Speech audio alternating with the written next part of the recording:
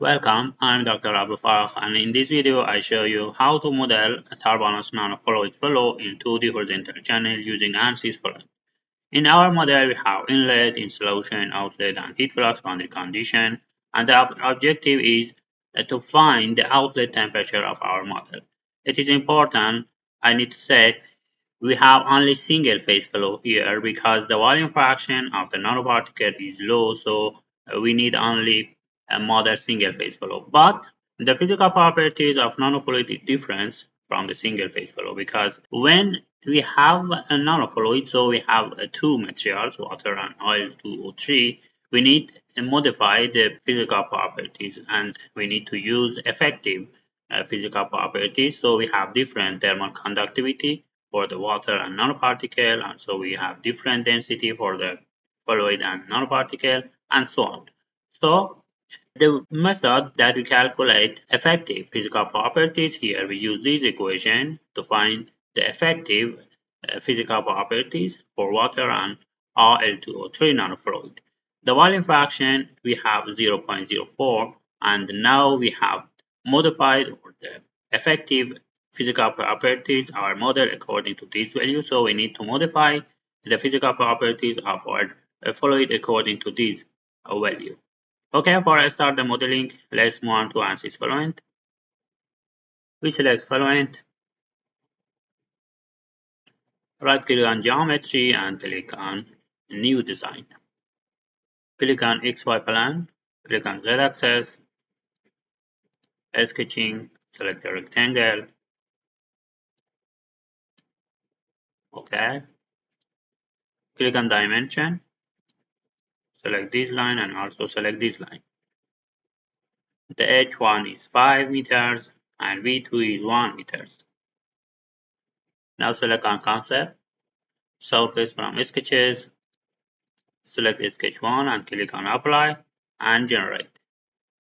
Now we have defined our surface model. So now we close the designer and let's move on to Mesh. Right click on Mesh, click on Edit. Okay, click on Mesh and generate the initial mesh. This is our initial mesh. We need to refine it. So right click on Mesh, Insert, Method, click the domain and click on Apply. If we use triangles mesh, so we select the triangle mesh and click on Mesh, and we use the element size 0.01 and generate the mesh. This is our mesh. Now we define the boundary layer of the domain. So right click on Mesh, Insert, and select Inflation. Select this domain, click on Apply, and select this boundary and also select this boundary and also this boundary. Click on Apply. We use 5 boundary layers. So we back to Mesh and we use higher element size. Okay, and now click on Generate. Okay, here our mesh. Now we define the boundary condition. This is inlet, outlet boundary condition,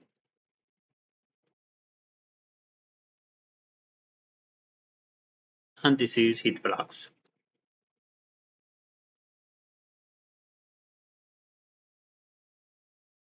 Here we have inlet, outlet, and heat flux. This boundary insulation, and we do not need to define this boundary because ANSYS Fluent consider it as default insulation boundary condition. Okay, now click on Mesh, click on Update, and close the mesh. Now right click on Setup and click on Edit. We use 5 solver processes. Click on Start. We have steady state simulation, therefore steady is okay. So click on Gravity and activate the gravity option, and this value is -9.8. Okay, click on models, click on energy, and active the energy equation. Click on OK, and click on viscose. We select epsilon method, so click on OK. Now select the materials, click on fluid, right click, click on new because we have water with nanoparticles, so click on fluid database, select water liquid, click on copy, click on close and click on close. However, we need to modify the physical properties, so double click on water liquid. We need here to insert the effective physical properties. The effective density is 1143. The unit is kilogram per cubic meters. The effective Cp is 3562. The unit is joule per kilogram and kelvins. The effective thermal conductivity is 0.06713, and the viscosity is 0.00112. Okay, so click on change and create, click on close, click on cell zone, click on fluid, click on fluid, we select water liquid and click on apply, click on close, and now click on boundary condition, click on inlet. We have 2.5 inlet velocity, click on thermal. The inlet temperature is 300 kelvins, so click on apply. For the outlet, we have relative outlet pressure, so this value is 0. Okay, click on apply. Click on wall, we have heat flux, so click on thermal. Heat flux value is 50,000 watts per square meter. Click on apply, click on close, and now click on initialization, click on initialize, click on run calculation.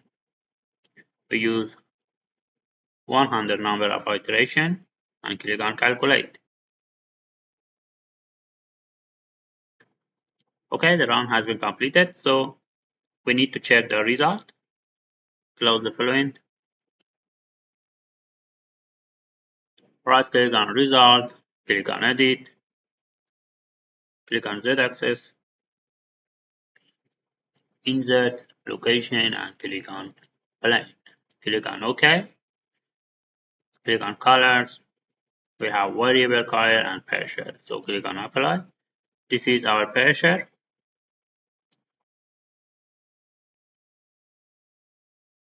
This is our temperature. As you see, this is thermal boundary layers because we have heat flux in this boundary condition. And the higher temperature is 307.